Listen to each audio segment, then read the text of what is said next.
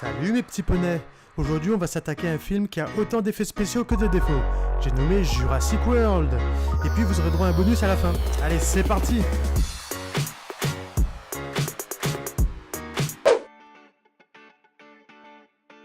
La plupart des éléments proviennent du parc d'origine, construit il y a 20 ans.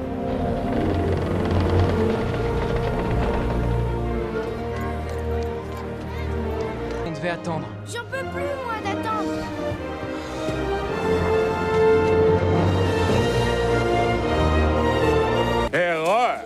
Alors déjà, dans la salle de contrôle du parc, t'as un employé qui est en train de boire un soda près des ordis. Je veux dire, le mec il peut tout bousiller d'un seul revers de la main. Non mais bravo. Ensuite, dans l'enclos des raptors, t'as un autre employé qui voulait récupérer un cochon en fuite.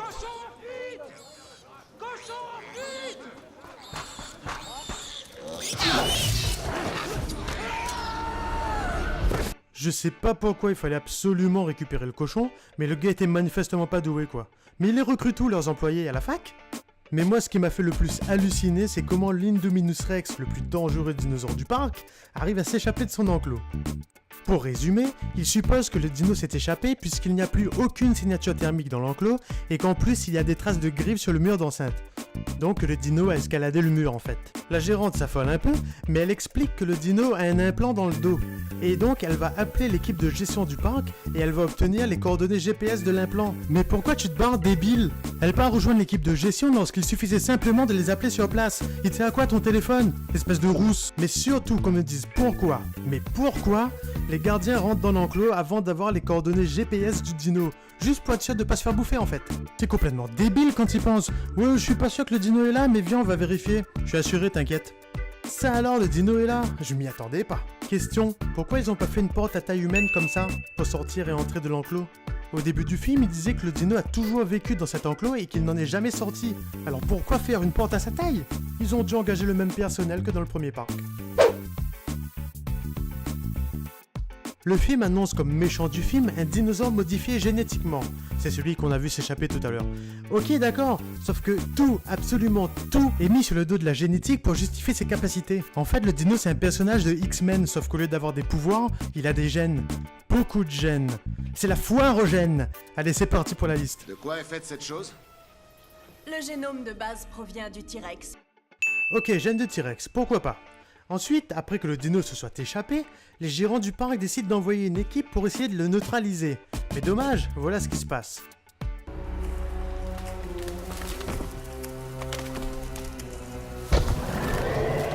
Elle peut se camoufler! Vous m'expliquez l'intérêt de faire un dinosaure doué de camouflage?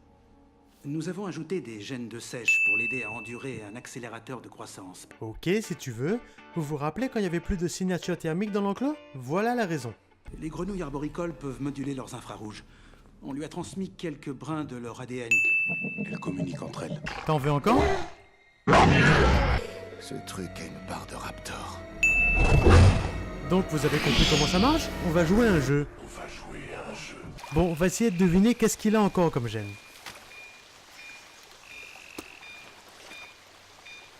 Son implant GPS, elle se l'est arraché. Comment a-t-elle pensé à faire ça? Elle s'est rappelée où on l'avait posé. Bon, mémoire d'éléphant, donc gène d'éléphant. Elle les dévore pas. Elle tue pour le plaisir. Gène d'Hitler. Cette chose avance plus au sud. Elle va tout droit vers le parc. Gène de 4x4. Bah oui, pour traverser une jungle aussi vite, il en faut. Allez, c'est bon, on passe à la suite. Bon, je vais pas m'arrêter sur toutes les incohérences de Jurassic World, il y en a tellement, mais je vais plutôt m'arrêter sur celles qui m'ont le plus marqué. Comme ce moment où les frères font une attraction qui consiste à visiter le parc dans une bulle pour se protéger des dinos même s'ils sont plutôt pacifiques, et qu'ils découvrent une grille de sécurité ouverte. Il y a eu quoi par ici? Non mais là c'est pas faire le rebelle là, c'est être suicidaire. C'est genre, allez viens petit frère, on va voir des dinos plus grands encore.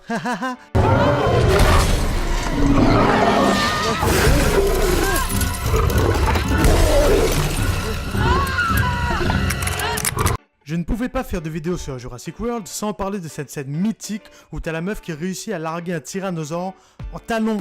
En sachant que le tyrannosaure courait légèrement plus vite qu'un humain, je comprends pas pourquoi elle a pas participé aux Jeux Olympiques du Brésil. Elle aurait gagné. Autre chose que j'ai trouvé un peu abusé dans ce film, c'est le rôle des vélociraptors. Ce ne sont plus les bêtes assoiffées de sang qu'on a connues dans les 3 premiers films là. Bon, je peux comprendre, les scénaristes ont voulu innover et faire un dino un peu plus profond finalement. Mais c'était pas un peu abusé l'approfondissement là? Bon, admettons que les dinos ont pu être domestiqués. Admettons que le héros ne se fasse pas bouffer lorsqu'il fait de la moto avec les raptors pour traquer l'Indominus Rex. Mais on va pas me faire croire que le raptor devient le héros du film quand même. Regardez ça! Qui vient sauver les héros à la fin?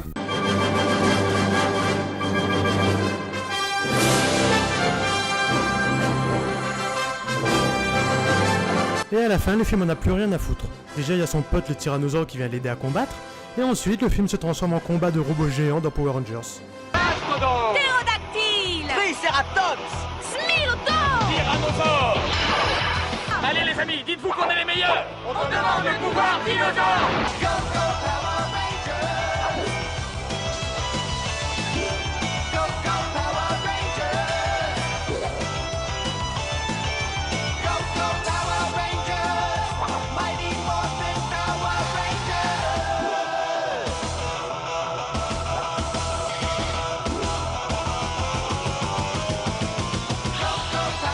Dans la vraie vie, un animal attaque un plus gros animal pour se défendre ou à la limite pour défendre ses petits, mais là pourquoi le raptor est venu les sauver? Est-ce que c'est grâce au pouvoir de l'amitié? Je resterai ta meilleure amie. Je serai là, toujours pour toi. Puis il revient voir le héros après le combat, genre il va parler ou argumenter. Merci maître de m'avoir bien traité pendant tout ce temps, mais c'est ici que nos chemins se séparent. Vraiment n'importe quoi. Bon, je sais pas c'est quoi le délire avec les films d'Hollywood en ce moment, mais si t'es un mec qui est américain et qui a fait l'armée, c'est bon, t'es un super-héros. Il est beau gosse, il est tout puissant, il a peur de rien. Regardez, quand le mec au cochon tombe dans l'enclos des raptors, lui il va le sauver sans problème, il a peur de rien, il boit du coca, il attrape les mouches à main nue. Mais ce qui me tue, c'est son regard, ce mec a tout le temps l'œil du tigre. C'est pas une blague, encore une fois, il a fait l'armée, il est américain. Mais regardez, c'est fou, il me donne des frissons. Tu sais, dans une situation où un être humain flipperait sa race parce qu'il y a un énorme dino à côté, bah lui non, il tressaille pas, il cligne pas des yeux. Regardez ça, ce raptor se prend une roquette, lui il est projeté par le souffle, et il se relève tranquille, au calme. Ouais, banal quoi, de toute façon j'étais dans l'armée avant. Mais ce regard... Non mais attends, tu regardes quoi toi? Non, mais dis pas qu'il est aussi une grosse...